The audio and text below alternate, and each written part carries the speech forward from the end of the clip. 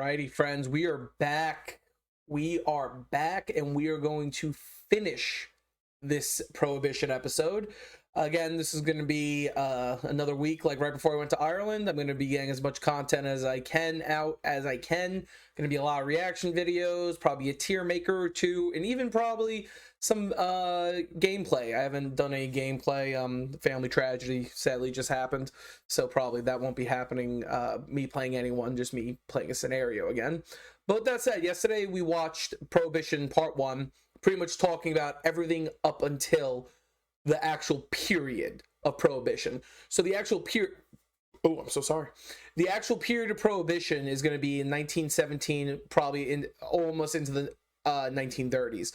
It stops in the mid-1920s, but this is the era we're talking about.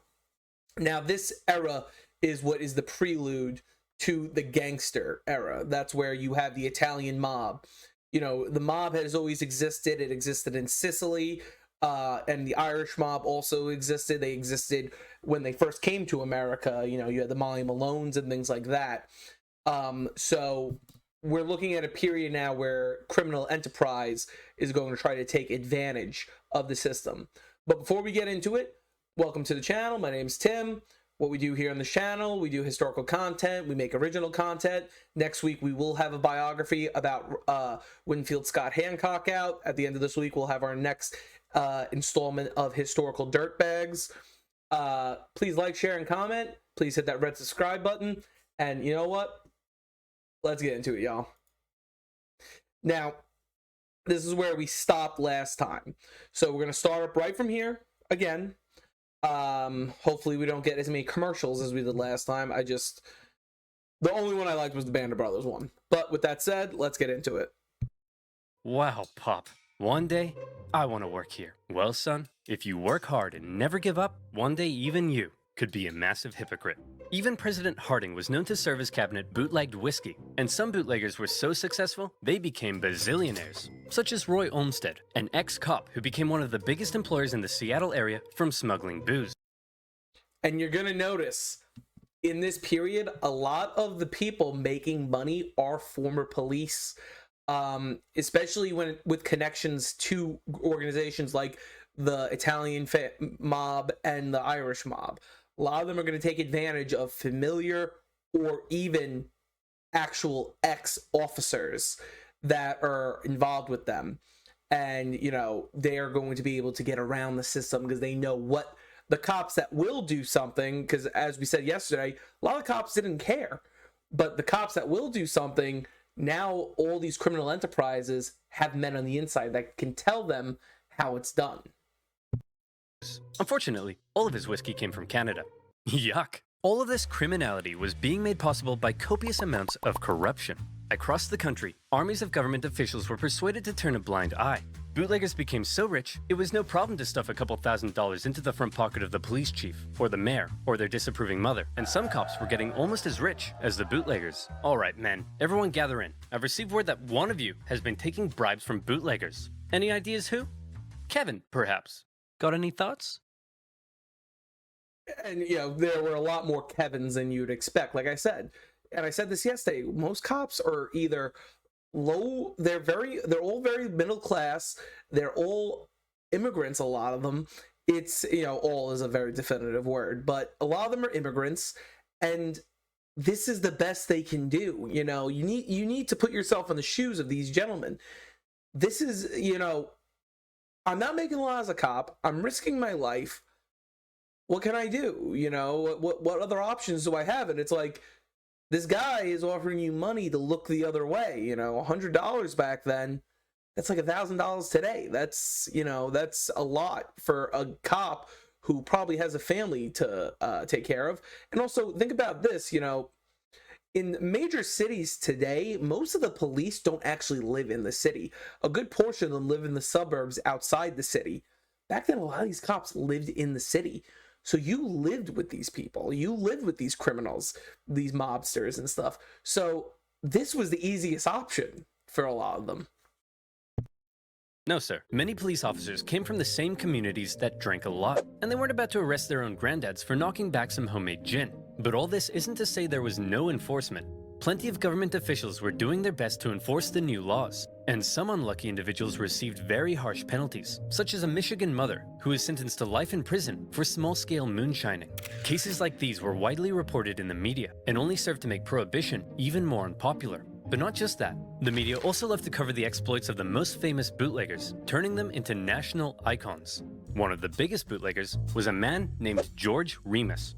Originally a lawyer, he watched... Now, that's so true about that. One of the best movies ever, and maybe me and Nick will do a night that we watch this and we talk about it with you guys. The movie Untouchables. It stars Kevin Costner as Elliot Ness, the Treasury agent who was sent to Chicago to take down Al Capone, and Al Capone is played by Robert De Niro. The first scene of the movie is Al Capone getting interviewed about his business, and it's the best scene ever, because it's like, oh, they call me a criminal, but I just want people to have fun. I'm looking just to give people to have fun. It's one of, you immediately like Al Capone, but also he cuts his barber cuts him while they're shaving, and he looks at him, and you automatically realize, oh, this guy's actually terrifying. Like, yeah, he's fun, he's jovial, you know, he's charismatic, but just with that accident, everything goes dead silent, and even the barber's like, I'm dead. I'm gonna die now. So it's so true, but let's get back into this, gentleman. As his bootlegger clients paid off enormous fines like it was nothing, and proclaimed bootlegging's the business for me. But unlike most bootleggers, Remus... Think of this guy as like Saul Goodman from, not Saul Goodman. No, I think it's Saul Goodman from Better Call Saul and Breaking Bad. That's pretty much what he is. Had big brain, and he came up with a pretty clever system. See, there were millions of gallons of liquor produced before Prohibition that were sitting in distillery warehouses, and it could only be sold with government permission to drug companies. So Remus set up his own drug company and bottled the liquor. Then he set up his own transport company to transport the liquor. And then he would send his own men out with guns to intercept his own transport vehicles. And this would happen. Hey man, this is a stick-up. Oh no, please don't hurt me. I won't hesitate to shoot. Please, I have a wife and kids. Hand over all the whiskey, Fatty. Hey! Fatty isn't in the script, you jerk! After stealing all the whiskey from himself, he could then sell it for big bucks. The perfect crime. Unfortunately, Remus was eventually caught by a goody two-shoes Prohibition director in Indiana who wouldn't take Remus's bribes, and the government found Remus guilty of violating the Volstead Act 3,000 times. For 2 years as Remus sat in prison, his wife promised to take care of all of his money. And by take care of his money, she meant have an affair with a Prohibition agent, sell off everything Remus owned, and file for divorce. When Remus finally got out and found his big fancy mansion empty with his wife gone, he reportedly broke down in tears. A few months later, during their divorce trial, he spotted his wife in a car in Cincinnati. Remus hopped in a cab and asked the driver to run her off the road. The driver was like, okay. Then Remus got out of the cab and shot his wife dead. He immediately handed himself into the police, and his next trial, this time for murder, became a national sensation. Remus defended himself, claiming insanity, occasionally carrying out skillful questioning, occasionally... See, now this makes me think about Dan Sickles. Now, we do have a biography on this channel about Dan Sickles. Daniel Sickles was a general in the American Civil War, but he more famously was the first person, and people came at me in the comments with this. I never said ever. I said in the United States. Dan Sickles was the first person in the United States to get away with murder by reason of temporary insanity. That's pretty much what Remus is trying to play here. Like, oh, it was in the heat of the moment. I didn't know what I was doing. She took this. She did this to me. She did this to me, and I just snapped. I don't think it's going to fare as well for him as it did for Dan Sickles. Crying in the corner, but the nation felt bad for him. His wife had screwed him over, and so when after just 19 minutes of deliberation, the jury returned and declared him not guilty, the court erupted into celebration.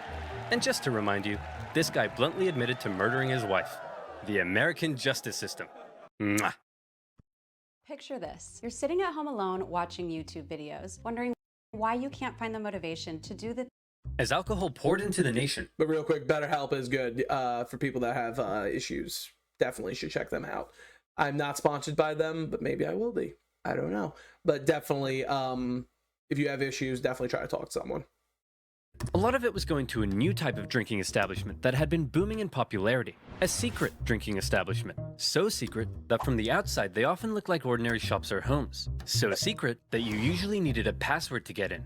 So secret that everybody knew about them. Speakeasies. And once you were in, the party went all night long. Scantily clad flappers, snake ladies, jazz. It was a roaring time to be alive. Some publications even posted reviews of these illegal clubs, and bribes galore kept the party going. It seemed like half the police officers and federal agents in cities like New York were receiving kickbacks from speakeasy owners. Hey! What the Kevin Costner is going on here? Officer O'Hannity, taking bribes? Why am I not? So a few things. There's a few movie references in that. So the Roaring Twenties is obviously the period that our little golden age we had in the post World War One era. But also, so a lot of what you're seeing is kind of it's referencing the 20s, but also it's referencing The Great Gatsby.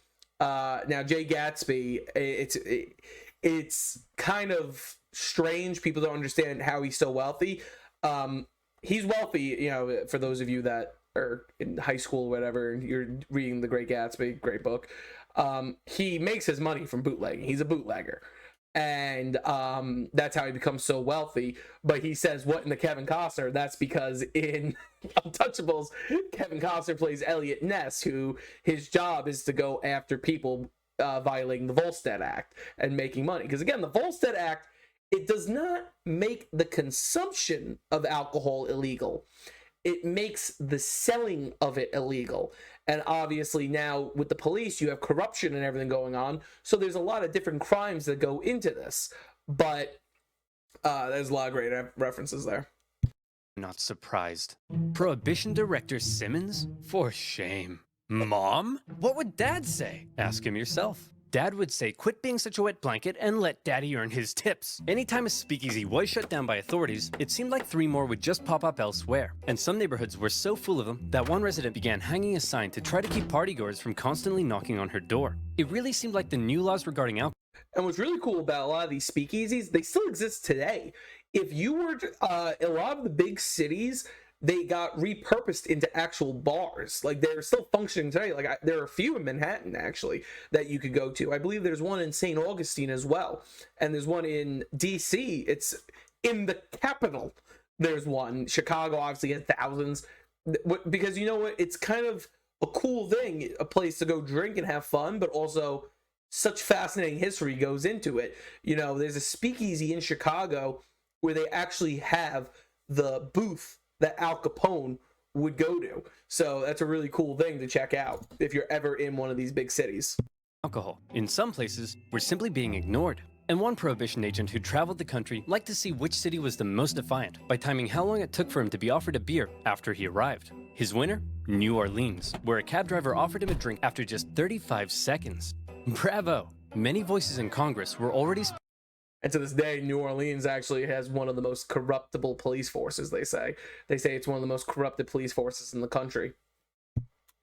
Speaking out against Prohibition and its failures. To display how ridiculous the whole thing was, one Republican congressman gathered the media to all come and watch him drink a homemade beer. When he asked a passing police officer if he'd like to arrest him, the officer said no. Hey Wayne, is all this what you had in mind? I thought we were gonna make the country better, but it almost seems like it's worse. What do you mean? Alcohol consumption is down. Well, that may be true in your small town world, but it says here drinking in some areas is up, as are arrests for public intoxication, drunk driving, and incidents of liver cirrhosis. The general chaos has turned America into a nation of criminals with no...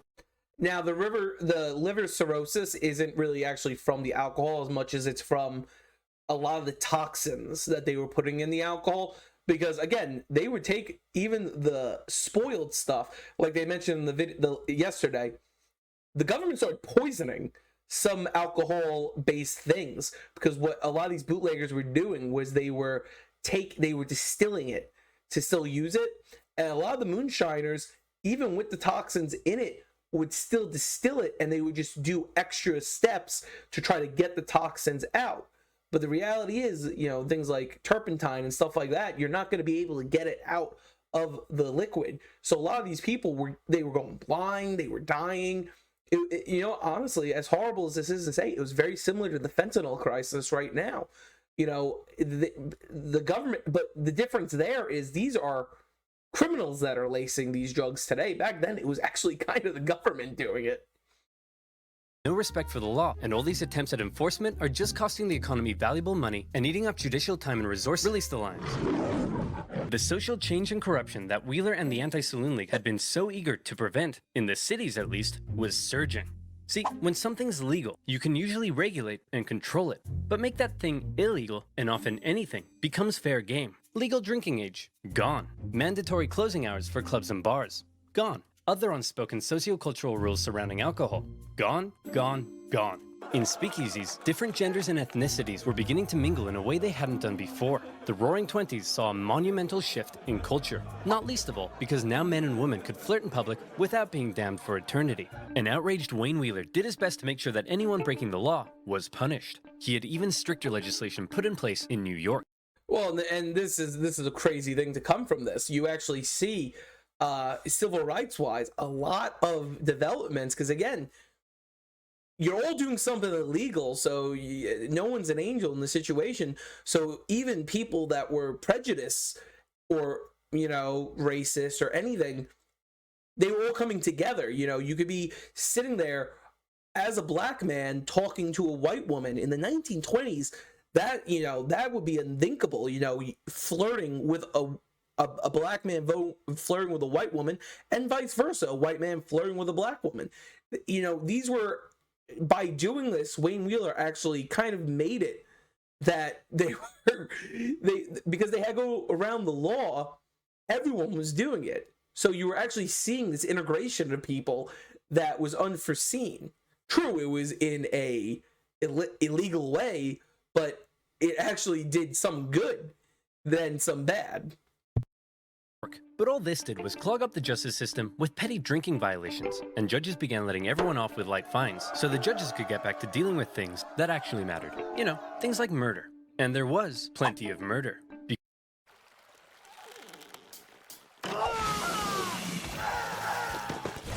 Because bootleggers and moonshiners were one thing, but Prohibition had given another kind of criminal an opportunity to make a fortune. Mobsters and gangsters. Hey, Fat Tony. Big news. Hey, Fat Joey. What's up? I just got word from Fat Louie here that the government's outlawing alcohol. You know what that means. That means we're gonna be rich. Quick, call Fat Polly and let's go hijack a liquor truck now. All right. Hang on, let me tell my wife first. Hey, Fat Susan! No pizza for Fat Joey tonight, capiche? Stop calling me Fat Susan! Come on! Rival gangs began to battle in America's cities, raiding each other's transports, assassinating rivals, and trying to take control of their city's illicit booze trade. Every city had its top dog. Detroit had the Purple Gang. New England had Charles King Solomon. But no city was as infamous for gang violence and murder as Chicago. The city had multiple gang factions, and at first, they agreed to stay in their own neighborhoods. But the thing about criminals is that they're criminals, and the agreements inevitably broke down. One day, the leader of the Italian Southside gang was walking along the street when this happened. And he was like, I think I'm done with this, and left for New York, leaving his crime empire to his chief enforcer, none other than Al Capone. Having been knifed in the face in his younger years. Yeah, and another thing of note about the mobster era. Now, this is more what I am very knowledgeable in, because I grew up in a law enforcement family, and my father was fascinated with the mob. He wasn't a detective. My father was a patrolman, but he loved watching the old mob movies. I'm a 7-year-old watching The Untouchables, where Sean Connery gets gunned down, but Al Capone was actually not from Chicago. A lot of these guys were not actually from Chicago. The thing was, they were all from the East Coast. Some were from Boston, some were from New York, some were from Philly, some were even from like Miami or Tampa. But they knew they could get away with things in Chicago because they knew they were able to pay off City Hall.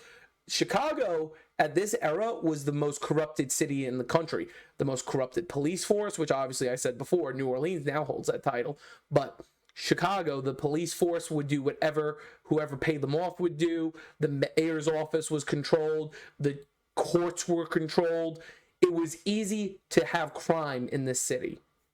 Years, Capone earned himself the name Scarface, although interestingly, he hated that nickname and preferred to be called Snorky. Snorky was ruthless, just like any other gang leader in America. But what set him apart from others, the reason he's become synonymous with 1920s gang warfare, is this. Most other gang leaders would try to keep a low profile because, you know, they're killing and murdering and stuff. But Capone lived for the fame and kept an extremely high public profile, frequently speaking with the media about his exploits and presenting himself as a gracious host, providing Chicago with good times. No need to thank me, fellas. I just provide the city with a valuable commodity while doing away with the competition. You mean you murder people? Whoa, who said anything about murder? I just, you know, force my rivals underground. When you do the thing with the hands, it seems like you're talking about murder. Whoa, look at you with the brains. No, I just help people retire from life. So murder. Whoa! Al Snorky Capone was somewhat of an enigma. Brutal in how he dealt with enemies, but in front of the camera, he was all smiles. One day, he'd be ordering hit after hit. The next, he'd be signing autographs in Wrigley Field. One day, he'd be bludgeoning members of his own gang with a baseball bat for conspiring against him. They actually show that in Untouchables. That was a very common thing. He was a very short-tempered man, and he, like they said, he was muscle originally. He was an enforcer. There's a difference between being the boss and being an enforcer, but the thing is, when the boss leaves, he takes over. He was in charge of the South Side Gang, and when he inevitably gets taken down, a man named Frank Nitti takes over the gang. But he was a very charismatic, he was very likable. He was this jovial, charismatic, nice guy in public, but the thing was, he was a scary, horrifying guy in private. And he was able to consolidate power into himself with something like the St. Valentine's Day Massacre. What he did was he had his guys dressed as Chicago PD. He collected all the heads of the Irish mob in Chicago, because at that time, that was the two major mobs. You had the Italians and you had the Irish. And what he did was he had his guys dressed as cops line up the Irish mob and massacre them, gun them down in the street. And that pretty much secured his hold on Chicago. The next, he'd be playing Santa at a nearby parochial school, and no murder could ever be traced back to him. Just like every other criminal, he stuffed the pockets of city officials with cold, hard cash, and any who did try to oppose him sometimes found themselves being thrown down the steps of City Hall in broad daylight. Problem solved. The public couldn't get enough of Capone. He quickly became a household name as people romanticized the gang life he lived, and this became a source of concern for the people at the very top. President Hoover? What is it now, Miles? I'm busy. Well, it's just that there's a lot of crime, sir. Crime? How long's that been happening? Well, since the dawn of man, sir. What? Would you like me to blame it on the Democrats again? No, Miles, I want you to blame it on squirrels. Yes, the Democrats! Now stop wasting my time! Since having a crime lord controlling public officials and winning the hearts of the people probably wasn't a good thing, Hoover personally ordered that something be done about this Capone fellow. But before he knew it, President Hoover was also dealing with another major problem. You know him. You love him. Woman.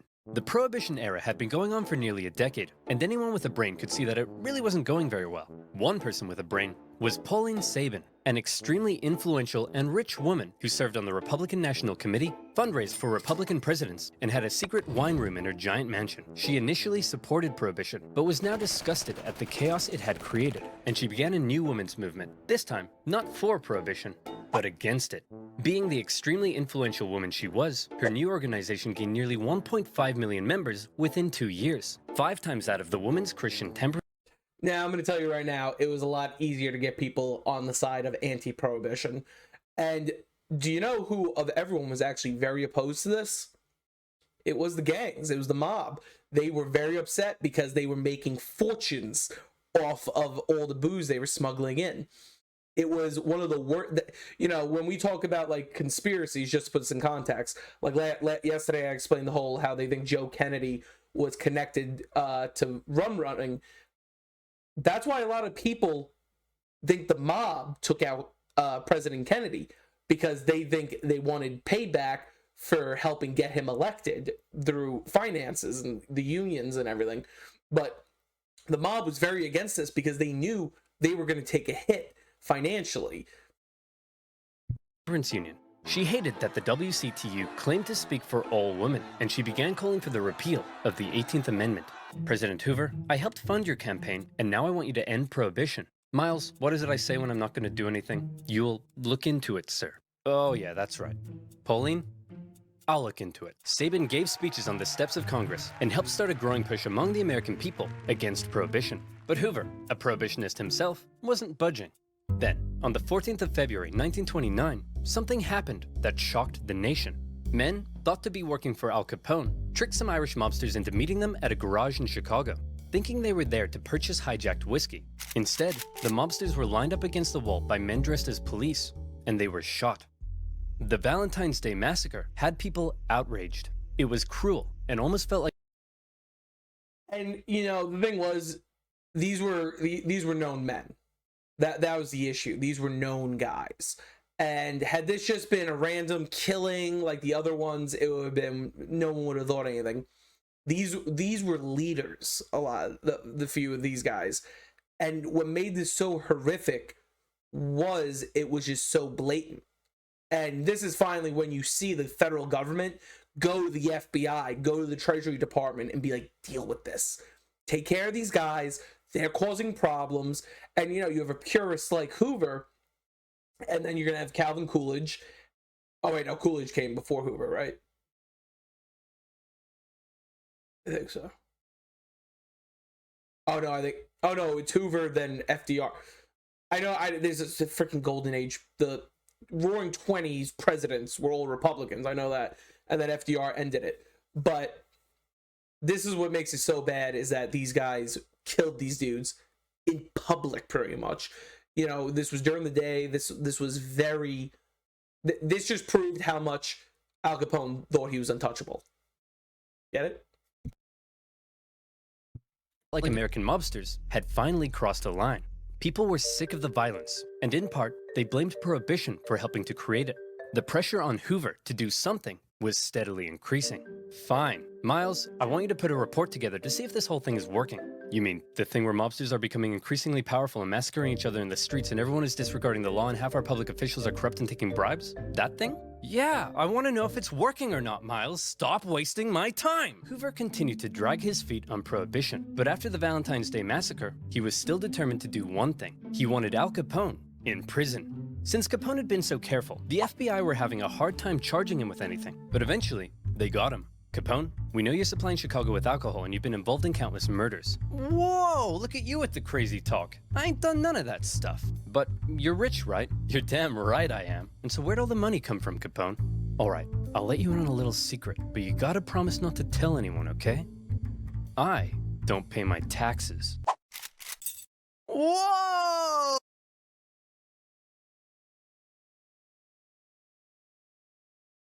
Well, what's the saying? You can mess with everyone, but you don't mess with the federal government's money. That's pretty much what it came to. He, you know, one of the best lines in Untouchables is, "We're going to try a murderer for tax evasion." That's unfortunately how sometimes you do take these guys down, because they're so meticulous in every other way that the only way you really can characteristically take them down is by something like that. And the thing is, he made millions off alcohol and all this stuff. It was non-taxable though. So how are you making millions? How are you so wealthy? How do you have all this on your books? It pretty much was the key to open up the crimes. And that's why it was so important to get into his books and things. That's why they sent Elliot Ness, because he was a treasury agent. And this is, you know, the IRS is only starting to become a company at this point, because the income tax has only just started in this period. So this is how they catch him. For all of his murdering, the IRS finally got Capone on tax evasion. At his trial, he didn't seem too concerned though, and spent most of his time having a laugh with his lawyers. Hey Capone, I gotta know, why are you so confident you're gonna win here? Well, Your Honor, because I'm an honest man with a big heart who's passionate about working for the good of the people. And also because he paid off the juries. Oh, and threatened them. I threatened the entire jury's families. Luckily, at the last minute, the judge replaced the entire jury pool with a new one that Capone's men hadn't yet got to, and Capone was found guilty. He was sentenced to 11 years in federal prison, the harshest penalty ever given to a tax evader. But even with Capone locked away, the violence in Chicago and other cities continued, and in response, the movement against Prohibition continued to grow. And the final nail in Prohibition's coffin came in 1929. After a decade of booming economic growth under 3 Republican presidents, the stock market plummeted, and America was thrown into the grips of the Great Depression. It was an awful time. 1 out of every 5 workers, 15 million people, would lose their jobs. Half the nation's banks failed. Temporary shantytowns were built for the broken homeless in public parks. Suddenly, very few people had time to care about prohibition. Expensive enforcement of an unenforceable law didn't seem like that big of a priority when people were having their homes repossessed and losing their life savings. And many began to argue that repealing prohibition would create vital jobs and tax revenue for the government. Yet President Hoover doubled down. Here's that report you asked for, sir.